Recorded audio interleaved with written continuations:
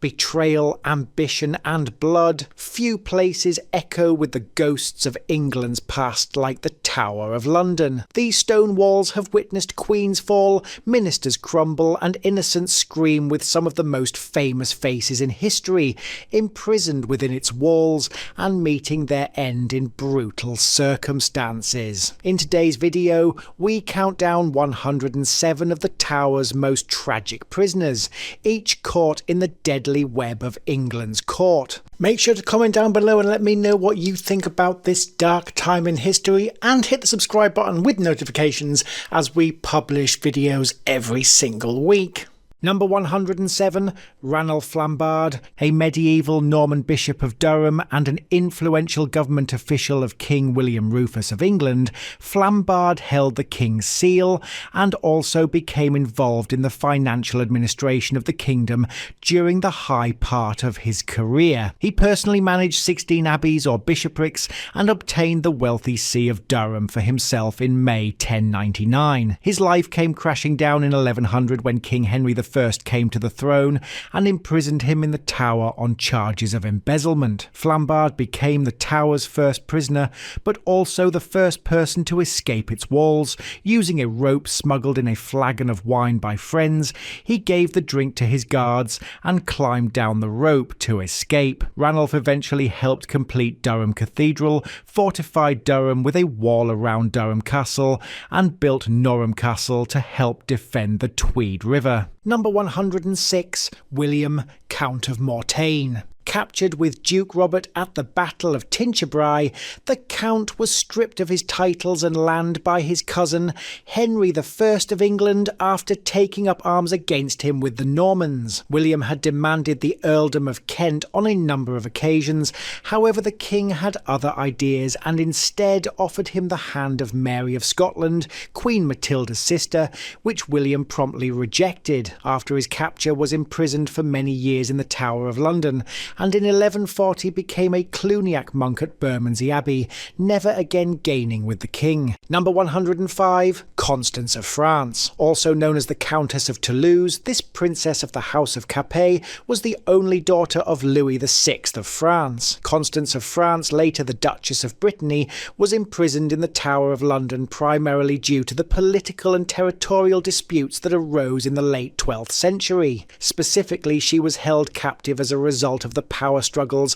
and rebellions sparked by her claim to Brittany and the actions of her son Arthur in challenging King John of England. He saw Constance as a potential threat and imprisoned her as a means of exerting control over Brittany and its neighbouring territories, and ordered Geoffrey de Mandeville to capture her. Constance was eventually released from the Tower, but she continued to be embroiled in political manoeuvring. Number 104, William Fitz Osbert. Known as William with the Beard, Osbert was a well-educated lawyer and speaker who became a voice for the poor in London. Gaining a massive following, Osbert began to undermine the rich and powerful, and his movement was seen as a serious threat to the stability of the government. The Archbishop of Canterbury at the time, Hubert Walter, who also served as Chief Justiciar of England, took swift action to suppress the movement and forcibly arrested him in 1196 while he sought sanctuary in a church. Forcibly imprisoned in the Tower, Osbert was publicly tried and executed after being dragged through the streets, a rare and symbolic punishment meant to discourage rebellion. Number 103, John de Courcy. Prominent Anglo-Norman knight and adventurer, de Courcy was best known for his invasion and conquest of Ulster in the late 12th century. De Courcy's independence and growing power began to alarm King John of England, especially since de Courcy did not seek royal permission for many of his actions. In 1204, King John dispatched Hugh de Lacy to deal with de Courcy was captured in battle, taken prisoner, and brought to the English court, where he was briefly imprisoned in the Tower, but eventually released, never regaining his status. Number 102, Hubert de Burgh. Hubert de Burgh rose from relatively humble origins to become one of the most influential men in England. As justiciar, he was effectively the king's chief minister and wielded significant military and political power, especially during King John's reign and the minority of Henry III. By the early 1230s, Hubert had made many enemies at court, including Peter de Roche, Bishop of Winchester, and the faction of foreign favourites who surrounded the young King Henry III. In 1232 he was stripped of his offices and titles, accused of corruption and misuse of funds, though the charges were largely political in nature. Hubert sought sanctuary at Merton Priory, but he was forcibly removed and imprisoned in the Tower of London, but his imprisonment was controversial and led to public sympathy for him. Hubert escaped from the Tower, a daring feat for the time, and fled to a sanctuary at Brentwood, and later was moved to Devizes Castle. Number 101, Gruffydd ap Llywelyn IV. Born circa 1198, Gruffydd was the son of Llywelyn the Great, ruler of much of Wales, and despite being the eldest son, Llywelyn chose his legitimate son Dafydd ap Llywelyn as his successor. Gruffydd was ambitious and contested his exclusion from power, but Gruffydd became a potential rival and rallying point for opposition to Dafydd, so Dafydd imprisoned Gruffydd, likely to neutralise any challenge. In 1241, after Henry III invaded Gwynedd and forced Dafydd into a treaty, Gruffydd was handed over to the English king as a hostage to secure Dafydd's compliance. Henry III held Gruffydd not just as a political hostage in the Tower, but also as a bargaining chip, and in 1244, Gruffydd made a desperate attempt to escape from the Tower by climbing down the tower wall using a rope made of bedsheets. Tragically, the makeshift rope broke and Gruffydd fell to his death, reportedly breaking his neck. Number 100, John of Scotland. John of Scotland, also known as John de Balliol, was King of Scots from 1292 to 1296, and a powerful Scottish noble with claims to the English throne. In 1292, after a succession crisis, Edward I of England was invited to arbitrate among multiple claimants and chose John Balliol, but forced him to acknowledge England as Scotland's feudal overlord. In 1295, Scotland allied with France, defying Edward, and in response, Edward invaded Scotland in 1296, with John defeated at the Battle of Dunbar and captured shortly after. He was forced to abdicate at Stracathro in July 1296, symbolically stripped of his royal garments and seal, a moment known as Tomb Tabard, or empty coat. After his abdication, John Balliol was brought to London and imprisoned in the Tower. Nutt was treated more like a high-profile hostage than a common criminal. In 1299, after about 3 years in captivity, John was released into the custody of the Pope as part of political negotiations involving France and the papacy. Number 99, William Douglas. Known as William the Bold, Douglas was the Lord of Douglas and father of the famous Sir James the Black Douglas, right-hand man of Robert the Bruce. In 1296, after the English under King Edward I invaded Scotland and deposed John Balliol, William initially swore fealty to Edward. In 1297, he joined the Scottish uprising led by William Wallace and others, turning against English rule, with Douglas helping to organise resistance in the south of Scotland, and became a key figure in the rebellion. In late 1297, William Douglas was captured by the English, likely during skirmishes around Berwick or Ayr. He was taken as a high-value prisoner to London and imprisoned in the Tower of London, and was marked as traitor, meaning conditions were grim. Douglas died in the Tower of London in 1298, likely from illness and neglect, becoming one of the earliest Scottish nobles to pay with his life for defying Edward I. Number 98, William Wallace. Becoming the first person to be imprisoned in the Tower during the 14th century, the legendary Scottish freedom fighter and leader during the First War of Scottish Independence only spent a few days in the Tower. Wallace rose to prominence after leading Scottish forces to victory at the Battle of Stirling Bridge in 1297. After a devastating loss at Falkirk in 1298, he continued guerrilla warfare against King Edward I's forces. For years he evaded evaded capture, becoming an outlaw, a hero to the Scots, and a hated enemy to the English crown.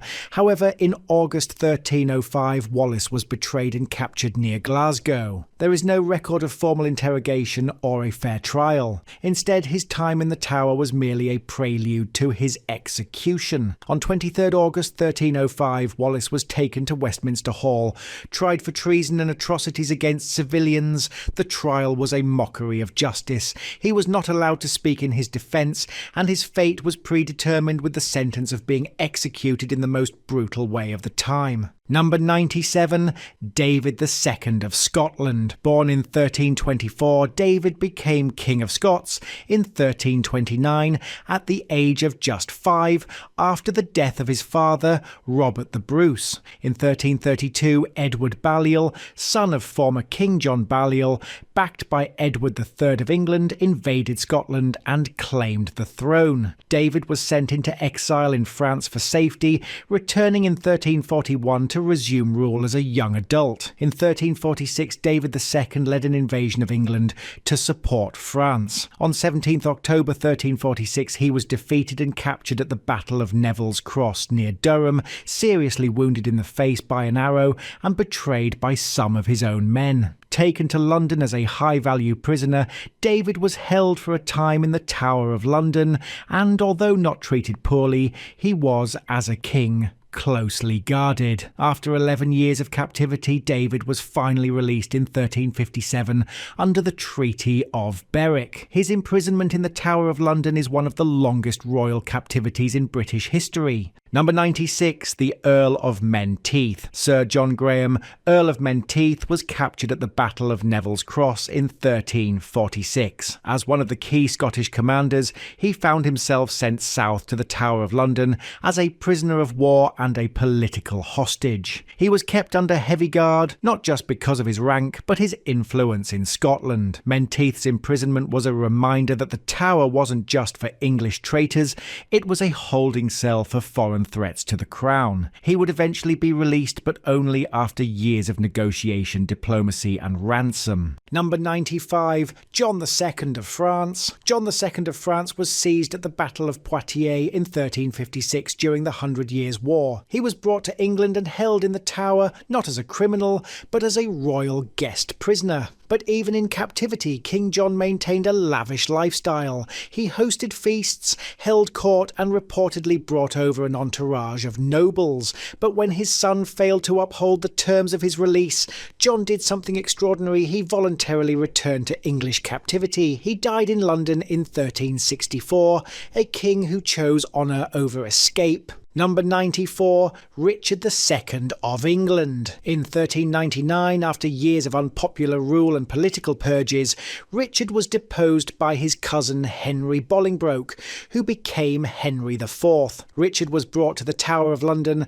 no longer a king but a prisoner, and he reportedly spent days wandering its corridors in a daze, clinging to memories of his lost power, though later moved to Pontefract Castle, where he would die under mysterious circumstances. His brief imprisonment in the Tower marked the symbolic fall of a divine right monarch. Number 93, James I of Scotland. In 1406, the young prince was captured by English pirates while en route to France. Instead of releasing him, King Henry IV decided to hold James in the Tower of London, a bargaining chip in a larger game. Though he was moved between various castles over the years, the Tower was one of his earliest prisons.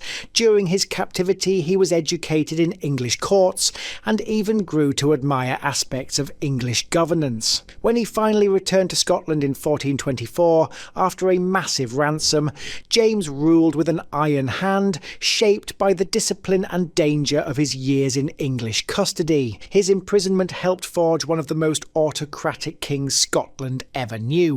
Number 92, the family of Owain Glyndwr. Though Glyndwr himself evaded capture until he vanished into legend, his family paid the ultimate price. In 1409, after Harlech Castle fell, Glyndwr's wife, daughters and granddaughters were captured by English forces and brought to the Tower of London. But this was no safe confinement. Held in grim conditions, they were essentially left to rot, and most likely perished within its cold, damp walls. Their fate was a brutal message: defy the English crown and your entire bloodline could suffer. Number 91, Charles, Duke of Orléans. Captured at the Battle of Agincourt, the French noble Charles, Duke of Orléans, spent 25 years imprisoned in England, much of it in the Tower. But this was no grim cell for a war prisoner. Charles, a poet and scholar, lived in relative comfort, writing over 500 poems that shaped French literature.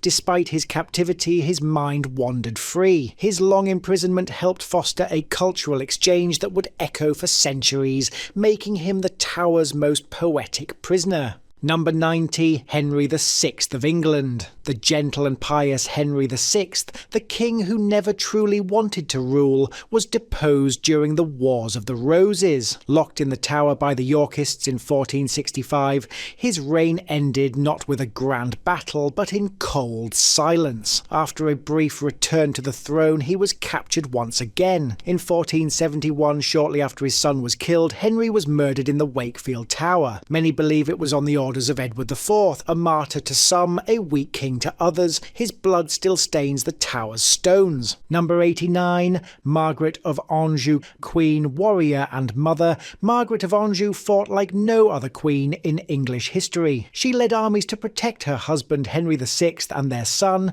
but after the Lancastrians fell, Margaret was captured at the Battle of Tewkesbury. Imprisoned in the Tower between 1415 and 1440, her spirit finally broke. She spent years in confinement until she was ransomed back to France. Her story is one of tragic resistance, a queen undone by war. Number 88, George Plantagenet. Brother to Kings Edward IV and Richard III, George Plantagenet played the deadly Game of Thrones and lost. The first Duke of Clarence was accused of plotting treason. George was locked in the Tower by his own brother, Edward. His fate, infamously bizarre. Legend claims he was executed by being drowned in a butt of Malmsey wine, a fitting end for a man known for excess and betrayal. Fact or fiction, his death remains one of the Tower's most infamous tales.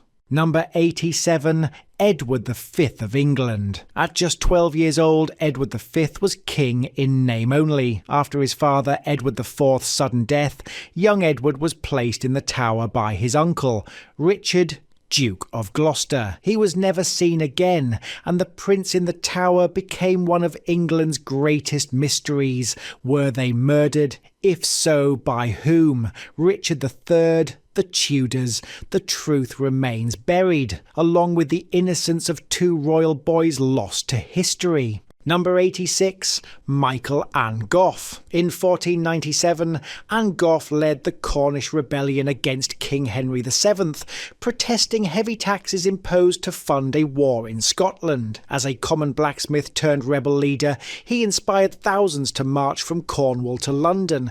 But at Blackheath, the rebellion was crushed. Captured and brought to the Tower of London, Michael Angoff faced a grim end. He was executed at Tyburn with a brutal traitor's death, hanged, drawn and quartered. Before his death, he claimed his cause was just and that he would have a name perpetual and a fame permanent and immortal. The Tower was his last stop on a journey from rebellion to martyrdom. Number 85, Sir William Stanley. Sir William Stanley is remembered as both a kingmaker and a traitor. Though he helped Henry Tudor become King Henry VII by switching sides at the Battle of Bosworth in 1485, Stanley's loyalty didn't last forever. In 1495, he supported Perkin Warbeck, a pretender claiming to be Richard of Shrewsbury, one of the missing princes in the Tower. Whether Stanley truly believed Warbeck or saw an opportunity for more power, we'll never know, but when his support was uncovered, he was arrested and imprisoned in the Tower. Despite years of loyal service, Henry VII did not forgive treason. Stanley was executed on Tower Hill, his ambition finally catching up with him. Number 84. William de la Pole.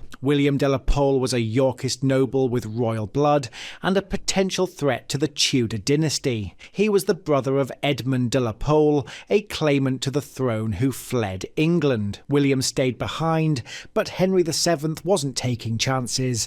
In 1501, William was arrested and sent to the Tower of London, but unlike many before him, he wasn't executed. Instead, he vanished into the Tower's cold stone walls. For an astonishing 37 years, William was held prisoner without trial. He entered the Tower under Henry VII and died there under Elizabeth I. His record as the Tower's longest prisoner stands to this day, a chilling example of how threats to power were quietly neutralised. Number 83. Perkin Warbeck. Perkin Warbeck was one of the most daring pretenders in English history. Claiming to be Richard of Shrewsbury, the younger of the two princes in the Tower, Warbeck sparked years of unrest during Henry VII's reign. With support from foreign courts and English rebels, Warbeck launched several invasions to claim the throne. In 1497, he was finally captured after a failed uprising.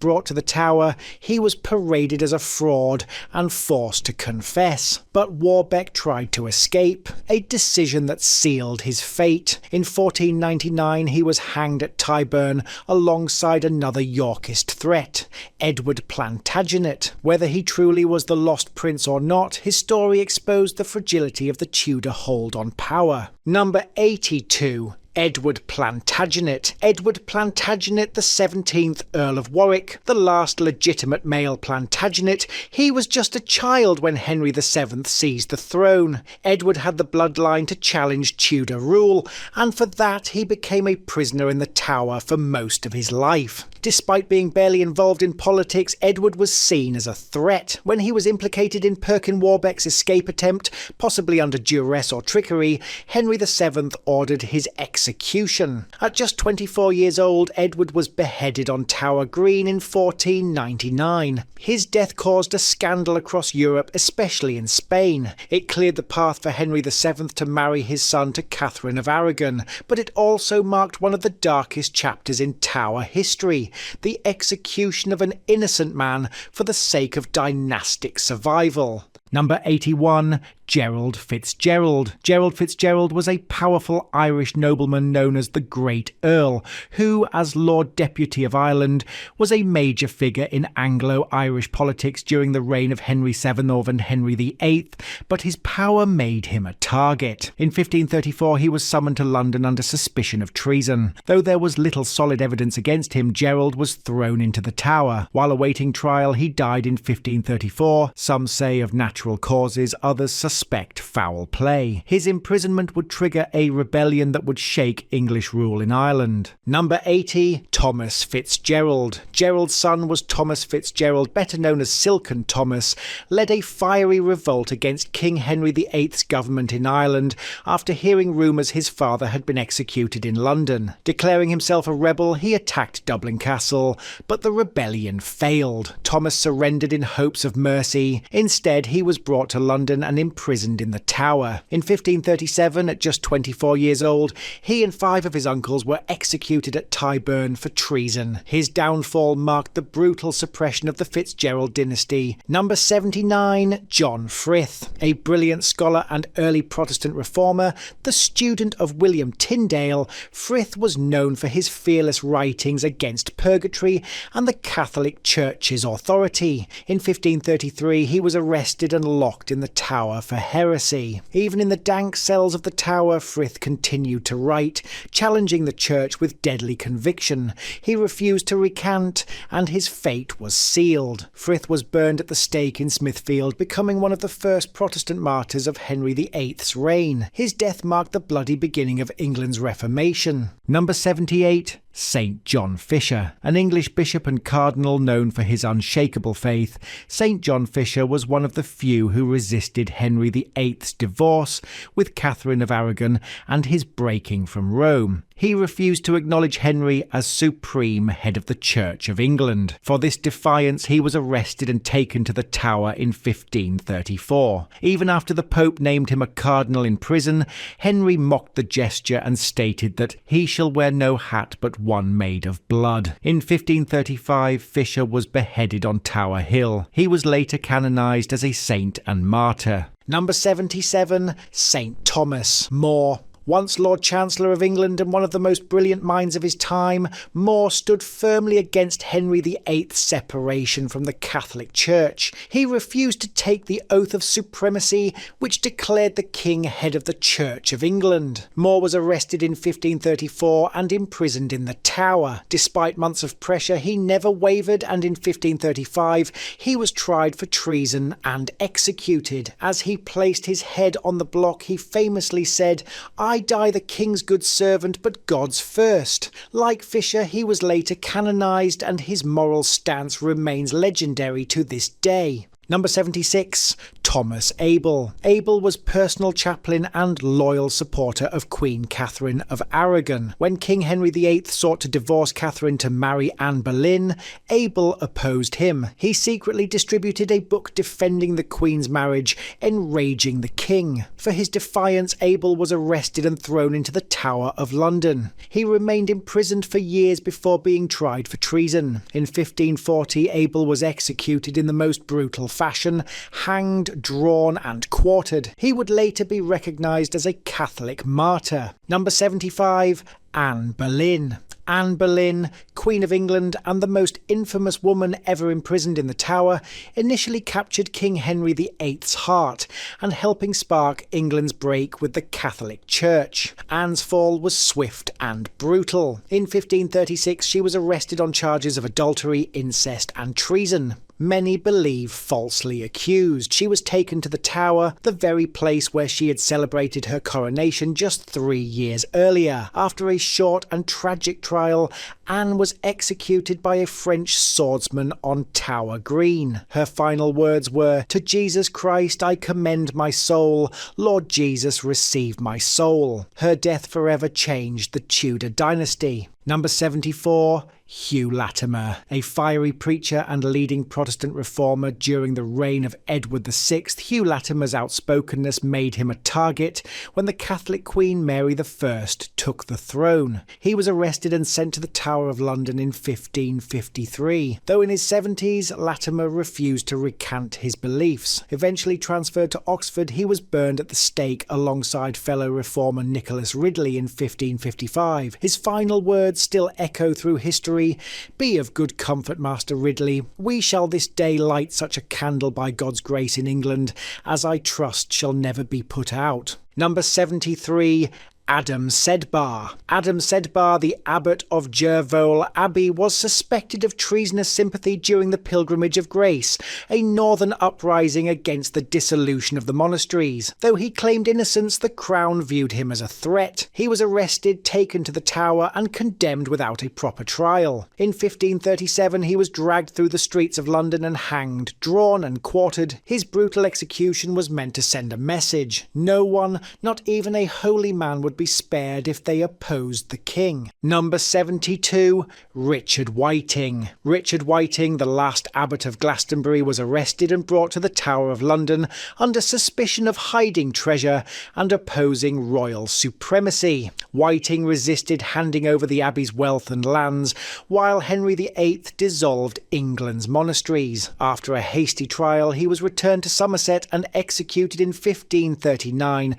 on Glastonbury Tor. His body was quartered and displayed on Abbey gates. Whiting's death marked not just the end of Glastonbury Abbey, but the tragic fall of monastic life in England. Number 71, Margaret Pole. Margaret Pole, the Countess of Salisbury. A noblewoman of royal blood and one of the last Plantagenets, Margaret was a reminder of the old regime. Though in her 60s and far removed from politics, her son Reginald Pole openly opposed Henry's break from the Catholic Church. The king retaliated by targeting his mother. She was arrested and held in the Tower for over 2 years without trial. In 1541 she was taken to Tower Green. The executioner was inexperienced. Margaret reportedly ran from the block, was chased and killed with multiple blows. Her horrific end shocked even her enemies, and she would later be beatified as a Catholic martyr. Number 70.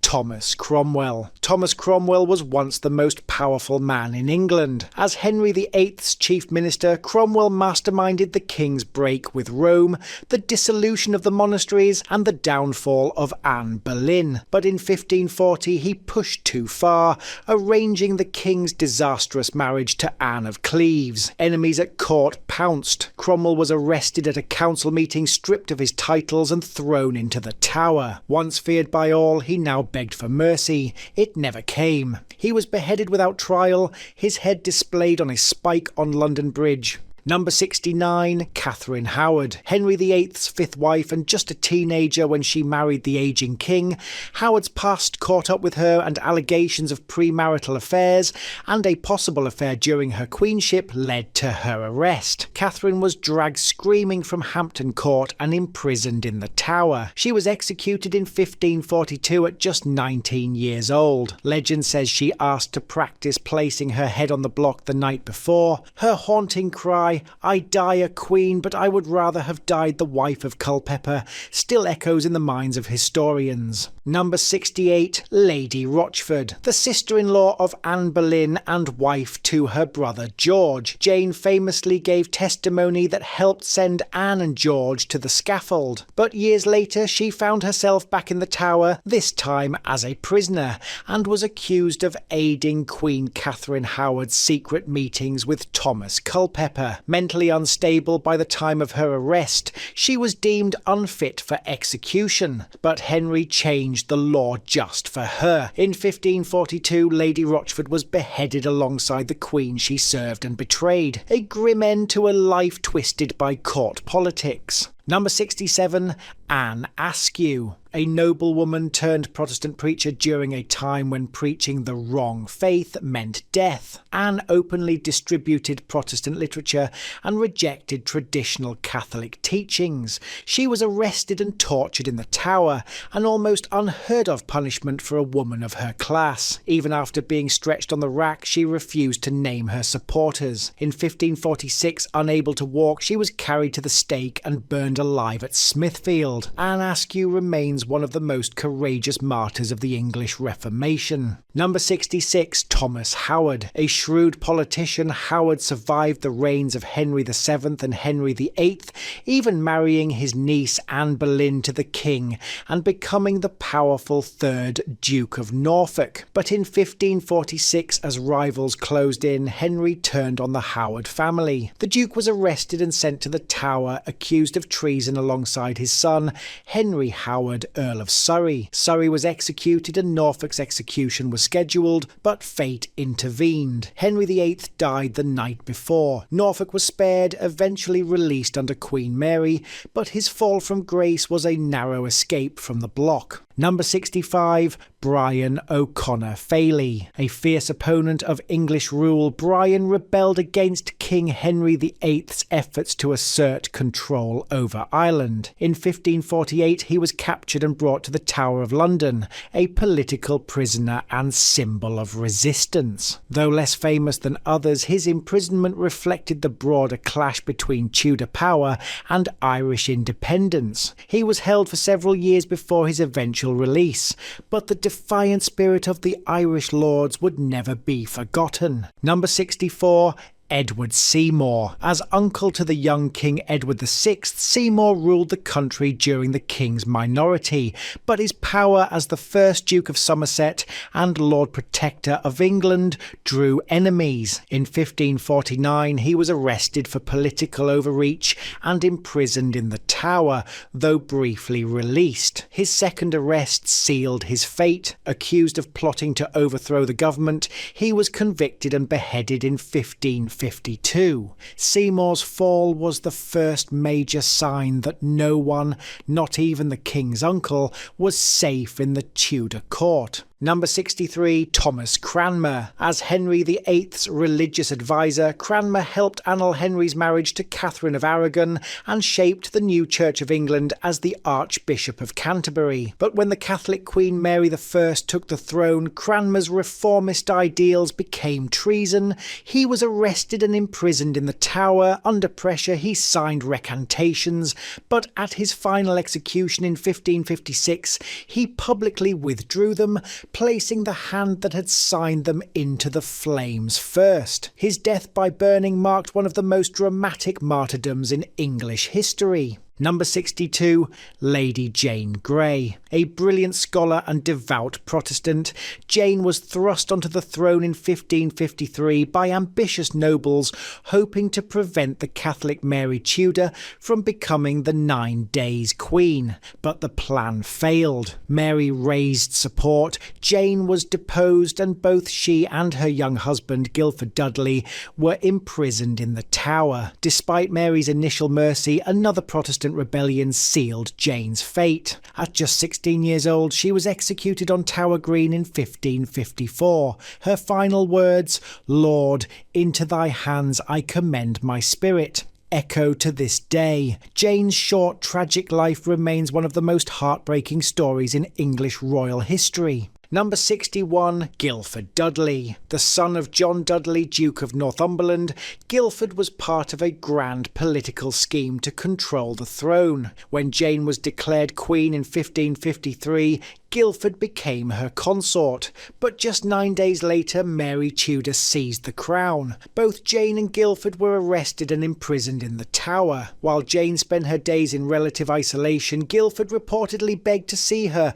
but was denied until the end. On February 12, 1554, he was executed on Tower Hill. His body carried past Jane's window before she was led to the scaffold shortly after. His fate was sealed not by crime, but by his last name. Number 60, Stephen Gardiner. A powerful figure as the Bishop of Winchester during Henry VIII's reign, Gardiner opposed Protestant reforms and supported Queen Mary I's return to Catholicism.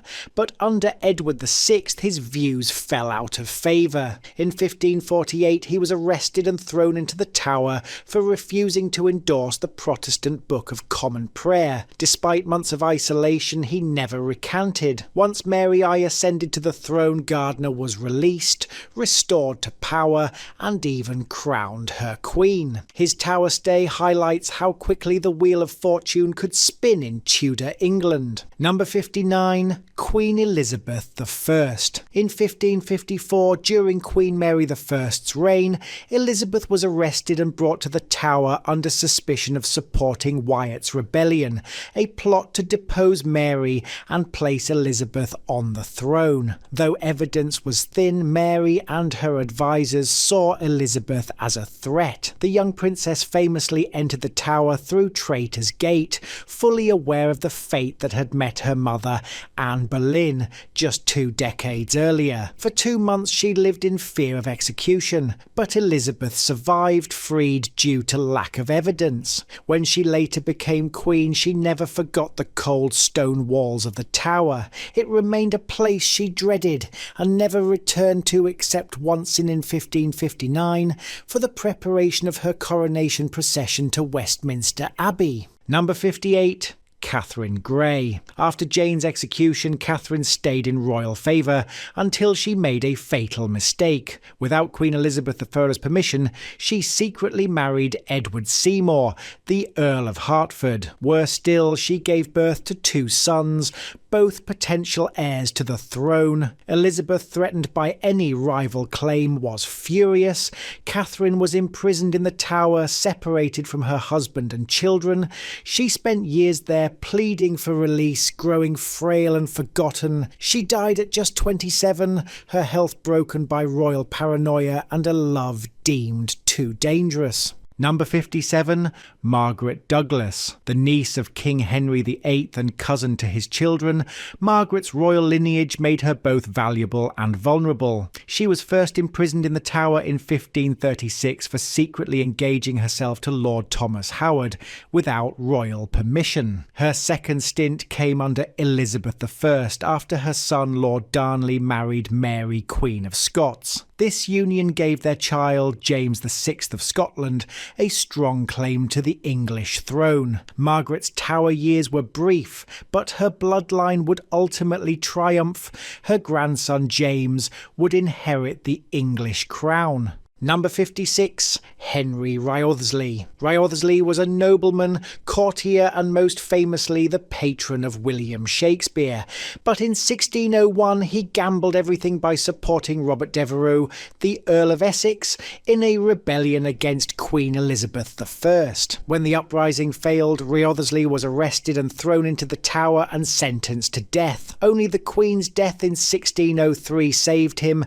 James I pardoned him, and he walked free. His time in the Tower nearly cost him his head, and England nearly lost a key figure of the Elizabethan Golden Age. Number 55, Henry Percy. Henry Percy, the 8th Earl of Northumberland, was a man caught between science and suspicion. In 1605, Percy was arrested in the wake of the Gunpowder Plot, not because he planted explosives, but because of his distant ties to Guy Fawkes and the other conspirators. Although there was no solid evidence, Percy was locked in the Tower for nearly 15 years, fined £30,000, a small fortune at the time, and dubbed the Wizard Earl for his interest in astronomy and alchemy. He lived in relative luxury inside the Tower, even maintaining a small library, but he was never truly free. Number 54, Francis Throckmorton. A man whose pen almost sparked a war, Francis Throckmorton was a Catholic conspirator involved in a plot to assassinate Queen Elizabeth and replace her with Mary, Queen of Scots. His mission was to open England's doors to a Spanish invasion, but in 1583 the plan unravelled. He was tortured in the Tower, confessed everything, and was executed the next year. His plot, now known as the Throckmorton Plot, pushed Elizabeth's spymaster Sir Francis Walsingham to double down on his ruthless surveillance network. Number 53, Henry Walpole. A Jesuit priest who risked and ultimately gave his life for his faith, Walpole was deeply moved by the martyrdom of Edmund Campion, even writing poetry about his death. This passion led him to the priesthood and eventually back to England, despite the deadly risks for Catholic clergy. In 1593 he was captured almost immediately upon arrival, interrogated in the Tower, and tortured on the rack more than a dozen times. He never gave in. He was executed at York in 1595. Today he is remembered as one of the 40 martyrs of England and Wales. Number 52, St. Philip Howard. A devout Catholic in a Protestant court, Howard secretly attended Mass and even tried to flee the country to avoid persecution. But spies tracked him down, and in 1585 he was arrested and imprisoned in the Tower. The 13th Earl of Arundel spent 10 years in a cell, never seeing his wife or child again. Despite the promise of freedom if he renounced Catholicism, Howard refused. He died of dysentery in 1595. 3 centuries later, he was canonised by the Catholic Church as a saint. Number 51, Robert Poley, the spy who vanished behind 1,000 masks. Poley was Queen Elizabeth II's secret agent, embroiled in court intrigues, foreign espionage and deadly betrayals. Most infamously, he was present at the murder of Christopher Marlowe, the legendary playwright. After that mysterious death, Poley vanished, only to resurface in the Tower of London, imprisoned on the charge of treason, yet was able to gather large amounts of information on his fellow prisoners. His loyalties were murky, his reports full of lies, and his enemies numerous, with him released a year and a half later. Number 50, Anne Vavasor. Serving Queen Elizabeth I, Anne was admired for her beauty, but her heart belonged to Edward de Vere, Earl of Oxford. Their secret love affair led to the birth of an illegitimate son in 1581. The result? Both Anne and Edward were thrown into the Tower. But the scandal didn't stop there. Anne's brother later fought a brutal duel with Oxford, and Anne herself went on to have 2 more controversial marriages, both marked by affairs, duels and public disgrace. Number 49, Edward de Vere. One of the most controversial figures in literary history, nobleman poet Edward de Vere was a favourite of Queen Elizabeth and was intelligent, hot-headed and known for spending fortunes on plays and performances. But his romantic entanglement with Anne Vavasor cost him dearly, imprisoned in the Tower and disgraced at court. Today he's most famous for a bold theory. Some believe he was the true author behind Shakespeare's works. Whether that's myth or fact, one thing is certain: his life was one long dramatic performance. Number 48. John Gerard. Captured during Elizabeth I's crackdown on Catholics, Gerard was imprisoned in the Tower in 1597. He was ruthlessly tortured but refused to reveal any secrets. Then came the twist. Gerard used smuggled oranges to send coded messages, arranged a boat, and, believe it or not, escaped down a rope from the Tower wall, while his hands were still injured from torture. It remains one of the Tower's only successful escapes, and Gerard would go on to write one of the most detailed survival memoirs of the era. Number 47, Valentine Thomas. In 1598, Thomas, a shady figure with ties to espionage, was arrested and thrown into the Tower. His crime? He accused King James VI of Scotland, the future King James III of England, of attempting to assassinate Queen Elizabeth. It was a claim so explosive it triggered diplomatic chaos between England and Scotland. Under interrogation, Thomas confessed he lied, but some say he was tortured into changing his story. The truth, still debated, but his accusation came dangerously close to rewriting the succession of the English crown and plunging 2 nations into war. Number 46, William Wright. Born in York, William Wright was educated at St. Peter's School. York was an English Roman Catholic scholar and Jesuit missionary priest who was imprisoned after the Gunpowder Plot. A devout Catholic, Wright was part of the inner circle that plotted to blow up the Houses of Parliament in 1605 and assassinate King James I.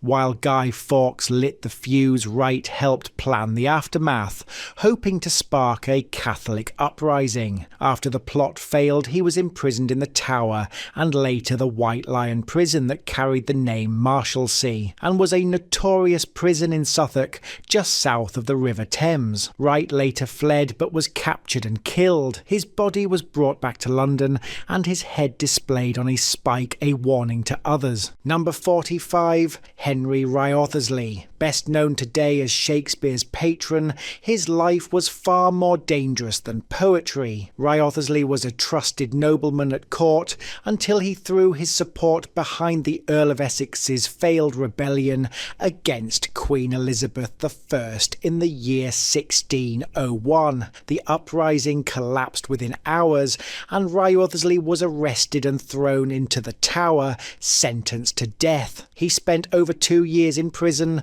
awaiting execution. Only Queen Elizabeth's death in 1603 saved him, as King James I pardoned him immediately. Number 44, Sir Walter Raleigh. A favourite of Queen Elizabeth I, Raleigh led expeditions to the New World, helped colonise Virginia, and searched for the legendary City of Gold, El Dorado. But when King James I took the throne, Raleigh fell out of favour and was accused of plotting against the crown. He was locked in the Tower for 13 years, where he wrote his History of the World. Freed in the year 1616 to launch one last expedition, he failed and returned to England in disgrace. This time he didn't escape fate and he was executed in the year 1618, but his story as an adventurer, explorer and poet became legend. Number 43. Guy Fawkes. Fawkes was the explosives expert in the gunpowder plot. On the night of November 5th, 1605, he was caught in the cellars beneath Parliament,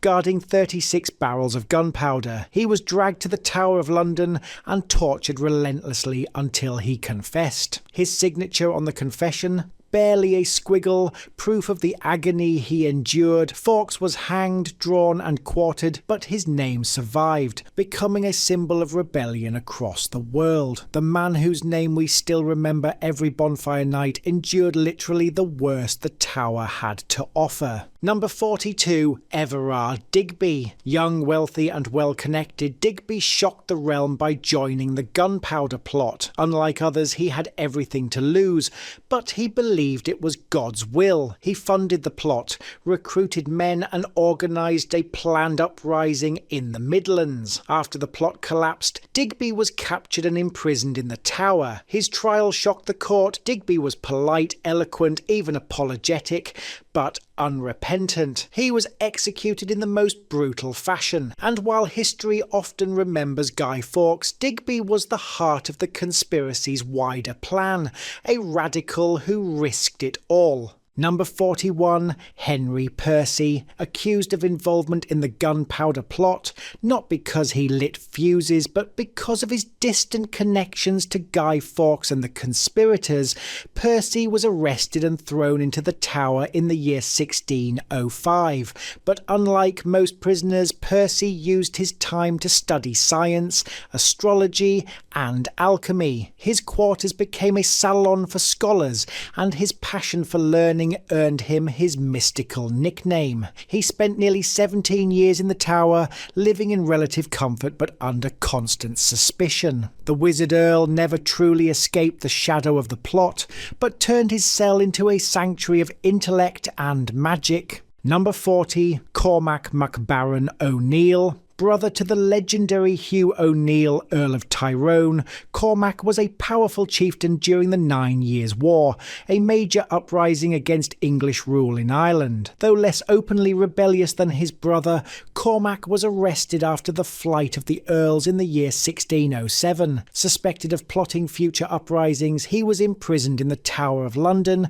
and never released. He died there decades later, largely forgotten by history. Number 39. Niall Garve O'Donnell. Niall Garve was a rival of Red Hugh O'Donnell and initially sided with the English during the 9 Years' War, turning against his own people. In return, the English promised him land and power, but when the war ended, they didn't keep their word. Then a twist: Niall was accused of plotting rebellion against the very crown he supported. He was arrested in the year 1608 and imprisoned in the Tower of London, where he spent nearly 40 years before dying in captivity. A man who bet everything on betrayal, only to be betrayed in the end. Number 38. Matthew Wren. The uncle of the famous architect Sir Christopher Wren, Matthew was a staunch supporter of King Charles I and an opponent of Puritan reform. When the English Civil War broke out, Wren was seen as a religious threat, and in the year 1641 he was imprisoned in the Tower without trial. He spent 18 years behind those cold stone walls, longer than many survived, but he never broke. When the monarchy was restored, he walked free and resumed his duties, his loyalty intact. Number 37. Nicholas Woodcock. Woodcock was an English sailor who joined the Muscovy Company, exploring the Arctic and whaling in the icy waters near Spitsbergen. But when he began collaborating with foreign rivals, including the Dutch, he made enemies at home and spent 16 months in the gatehouse and tower for piloting the first Spanish whale ship to Spitsbergen in the year 1612. Accused of betraying English commercial interests, his crime wasn't treason in the classic sense, it was a threat to English economic power, and that was enough. A pioneer and a rebel,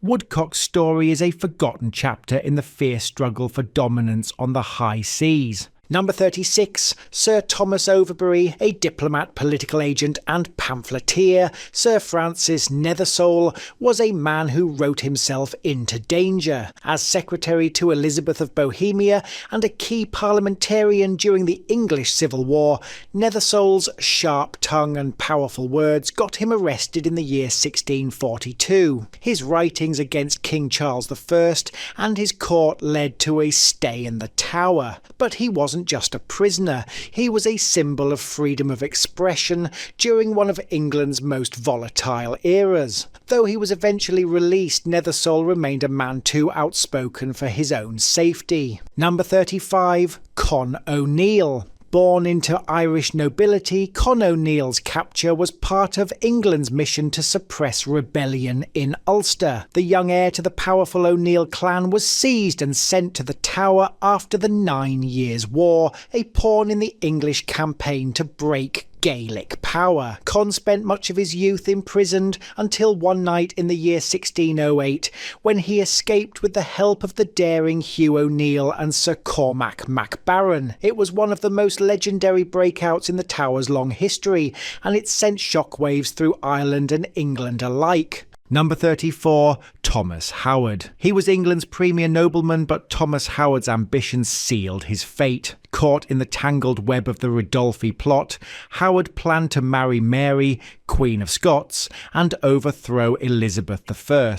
He was imprisoned multiple times in the Tower, but the final time was fatal. Executed in the year 1572 for high treason, his legacy is one of daring ambition, dangerous alliances and royal betrayal. Number 33, Sir Francis Nethersole. Diplomat, political agent and pamphleteer, Sir Francis Nethersole was a man who wrote himself into danger. As secretary to Elizabeth of Bohemia and a key parliamentarian during the English Civil War, Nethersole's sharp tongue and powerful words got him arrested in the year 1642. His writings against King Charles I and his court led to a stay in the Tower. But he wasn't just a prisoner, he was a symbol of freedom of expression during one of England's most volatile eras. Though he was eventually released, Nethersole remained a man too outspoken for his own safety. Number 32, William Laud. William Laud, Archbishop of Canterbury, was a religious reformer and a lightning rod for controversy. He tried to unify Anglican worship,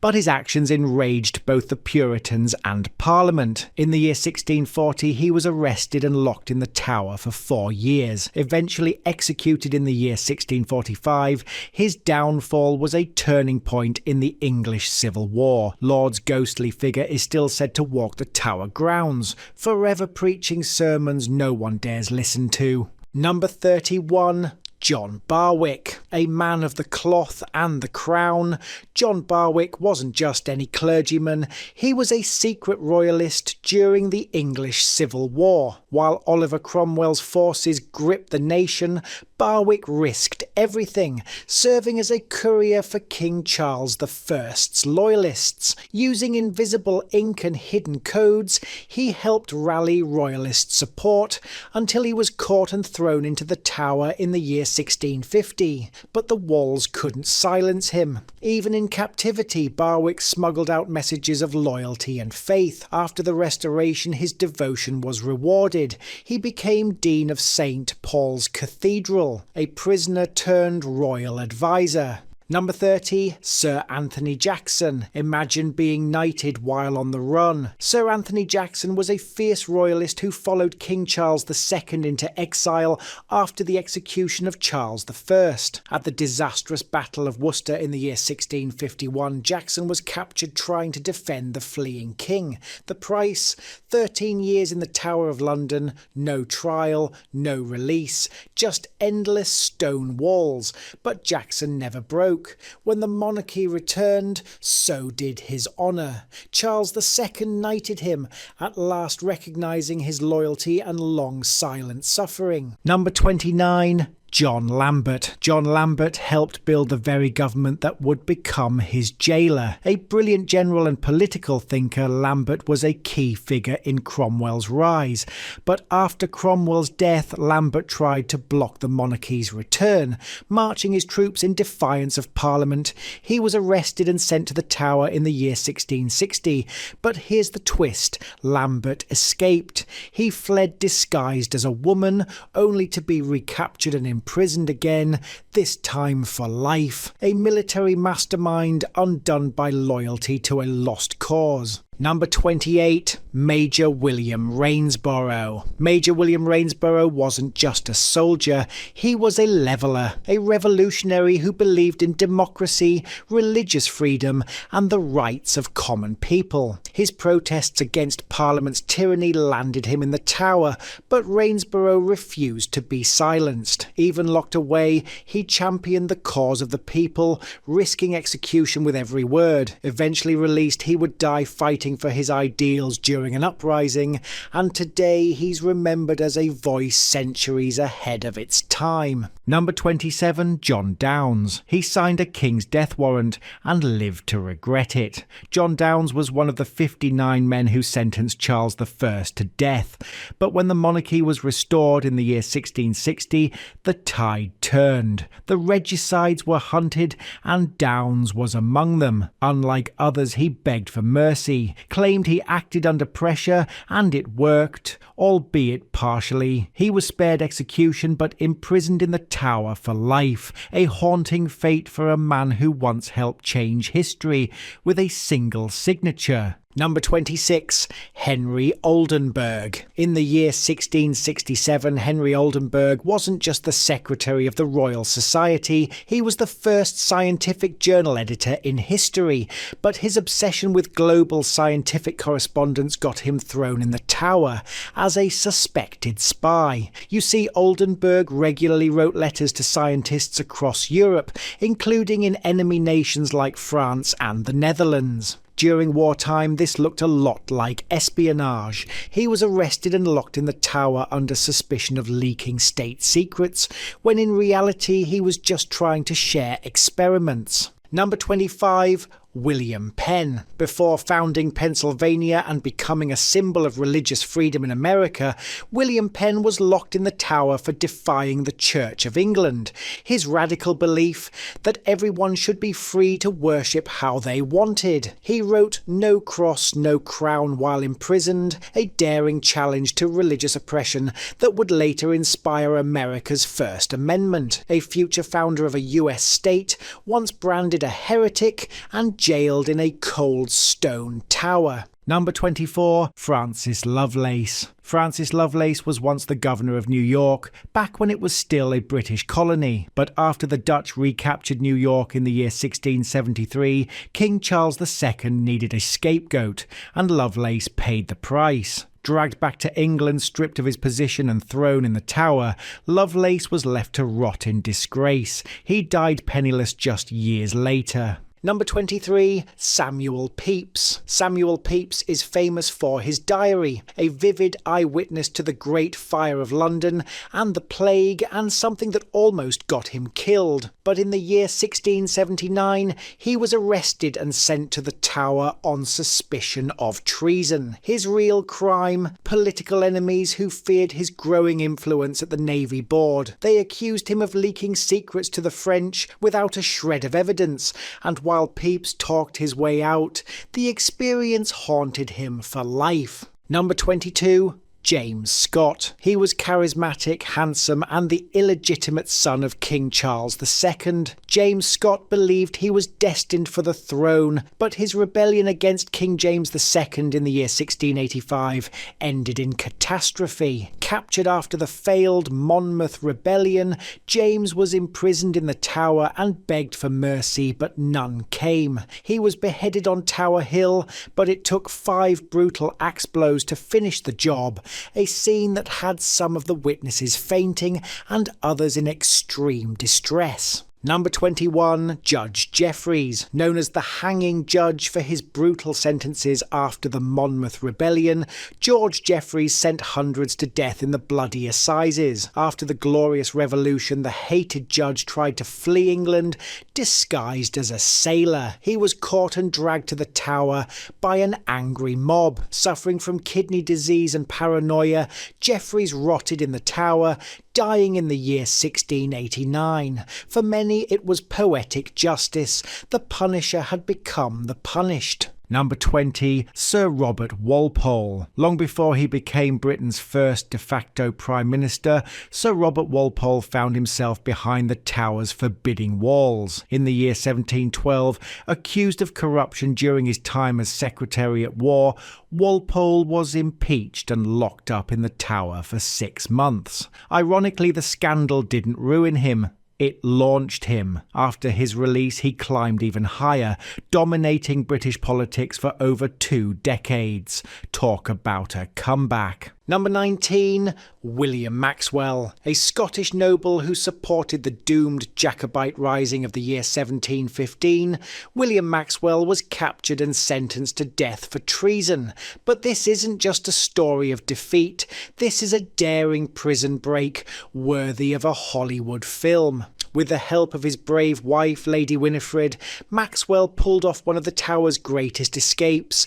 She disguised him in women's clothing, complete with a hood and dress, and walked him out right under the guards' noses. He fled to France and lived the rest of his life in exile. The Tower never saw him again, and his escape remains legendary to this day. Number 18, George Kelly. George Kelly, an Irish clergyman and fierce Jacobite supporter, played a key role in the Atterbury plot of 1722, a failed attempt to restore the Stuart monarchy. When the plot was exposed, Kelly was arrested and taken to the Tower. He refused to cooperate with investigators, remaining defiantly loyal to the cause. Though imprisoned for years, Kelly was never executed. Eventually, he was released and spent his life in obscurity. His silence in the Tower made him a symbol of stubborn resistance. Number 17, Simon Fraser. Simon Fraser was a schemer, a survivor, and ultimately a doomed Jacobite. He played both sides during the Jacobite rebellions,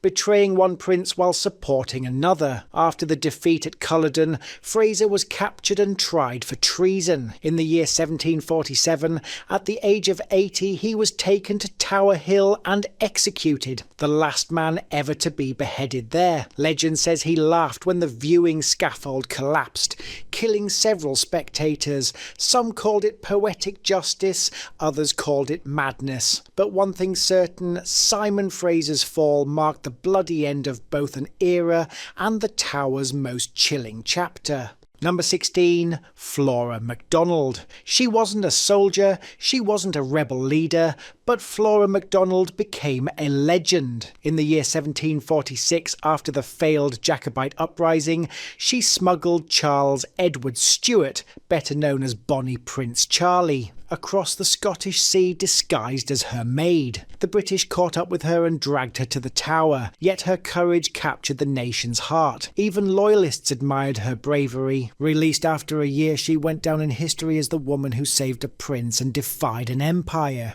Number 15, Sir John Douglas. Few Tower tales are as juicy as that of Sir John Douglas. In the year 1806, his wife accused Princess Caroline of adultery, and Sir John backed her up. The scandal rocked the monarchy. As part of the delicate investigation, John Douglas was detained in the Tower. His accusations helped fuel rumours that nearly led to the princess's exile. Though not convicted of any crime, his imprisonment marked one of the Tower's last brushes with royal scandal. A tale of gossip, power, and one nobleman's fateful signature. Number 14, Stephen Sayre. In the year 1775, American-born banker Stephen Sayre was living in London and plotting a bold move. British authorities accused him of planning to kidnap King George III. His goal? To hold the king hostage and end Britain's war against the American colonies. Sayre denied everything, but was thrown into the Tower on suspicion of treason. Though never formally tried,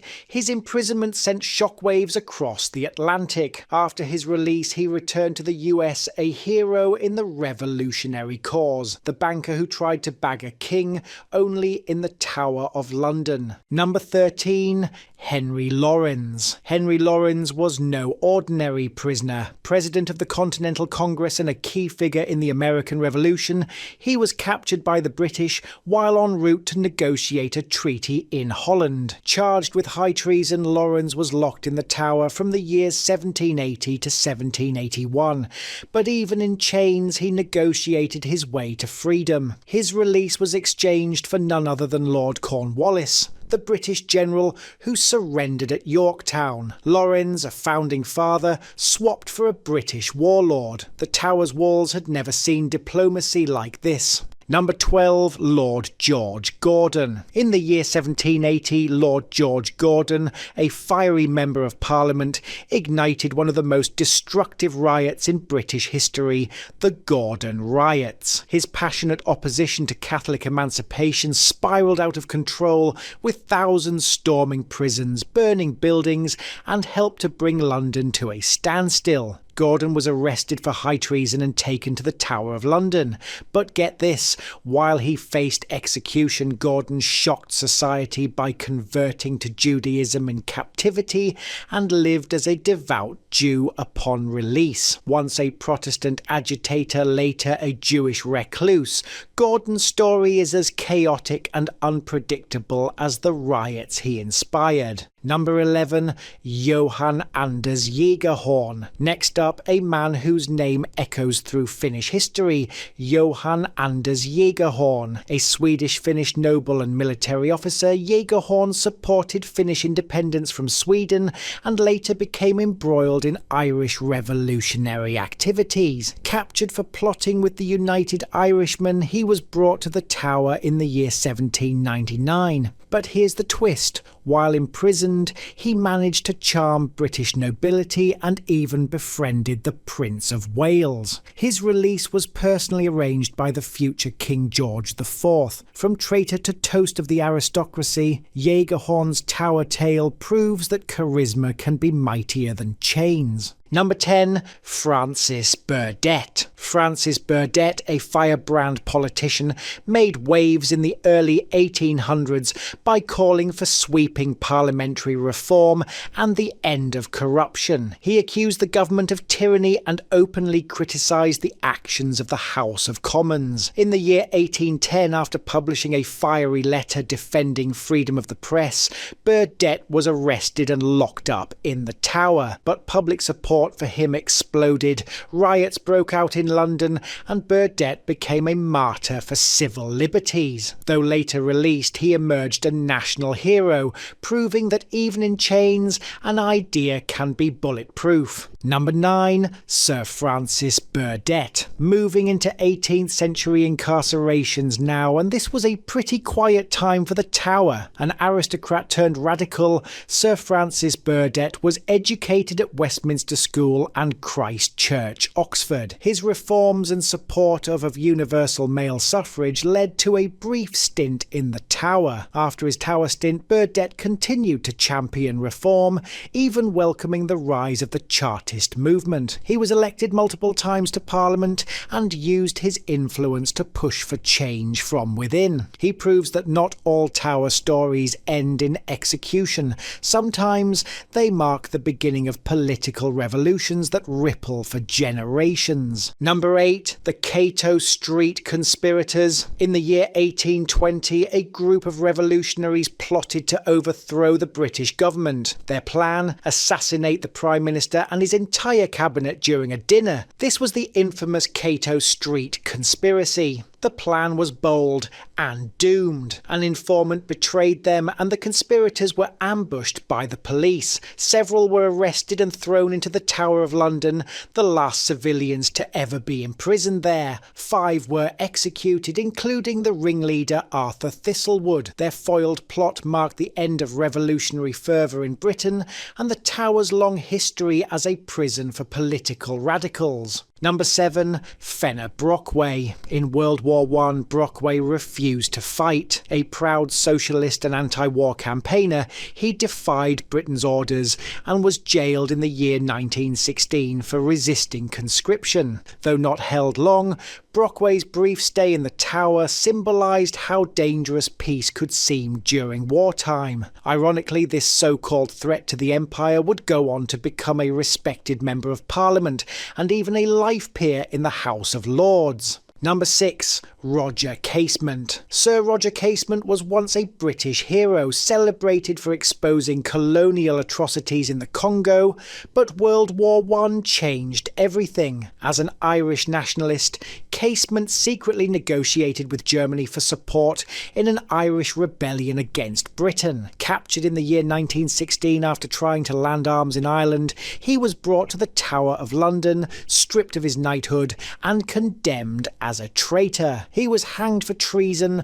but remains a controversial figure, hero to Irish Republicans, villain to the British Crown. Number 5. Norman Bailey Stewart. Before Lord Haw-Haw and the propaganda wars of World War II, there was Norman Bailey Stewart, the original voice of betrayal. A British Army officer turned Nazi sympathiser, Bailey Stewart was caught leaking military secrets to Germany in the 1930s. In 1933, he was held in the Tower, the last British citizen to be imprisoned there for espionage at that time. Later, he broadcast Nazi propaganda on German radio, earning the nickname the Officer in the Tower. Number 4. Rudolf Hess. In one of the strangest moments of World War II, Rudolf Hess, Adolf Hitler's deputy, parachuted into Scotland in 1941 on a bizarre solo mission to negotiate peace.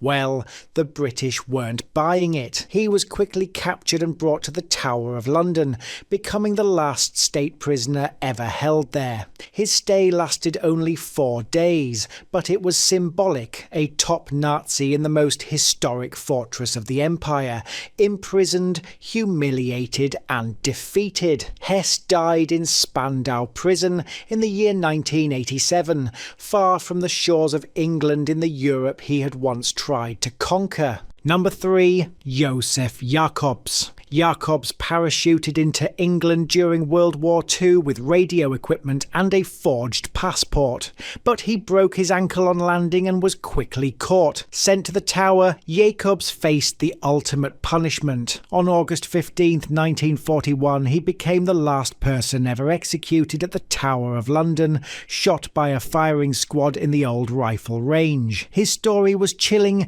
and his death marked the end of an era for the Tower. Number 2. Ronnie Kray. You've heard of the Kray twins, the infamous London gangsters who ruled the East End with fear and firepower in the 1960s. In 1952, Ronnie Kray was called up for national service and flat out refused. He assaulted a corporal and went on the run. When he was finally arrested, the army had no clue what to do with him. So where did they put him? The Tower of London, of course. Ronnie only spent a few days in the Tower before being transferred to Shepton Mallet Military Prison, yet his stay has been sealed in the Tower's history. Number 1. Reggie Kray. Going from East End enforcer to British criminal folklore, Reggie Kray, along with his brother Ronnie, became the last person to stay as a prisoner in the Tower of London. Together, the Krays symbolised a new type of criminal, stylish, ruthless and media-savvy. Called up for national service with the Royal Fusiliers, he refused to report and was arrested for attacking a corporal. Handcuffed to soldiers, they were hauled off to the Tower of London. The Krays were also incarcerated in other military jails and prisons before being dishonourably discharged. Reggie was often once heard to say, God bless the Royal Fusiliers, due to their time with the regiment having only developed their ability to get their own way. In the year 2012, the late Lieutenant Colonel George Pettifar spoke of his interaction with the twins as part of the museum's oral history project. Thanks for watching. We have hundreds more true crime videos and you can check out 2 of them in the boxes above. Remember to subscribe with notifications as we have videos publishing every week.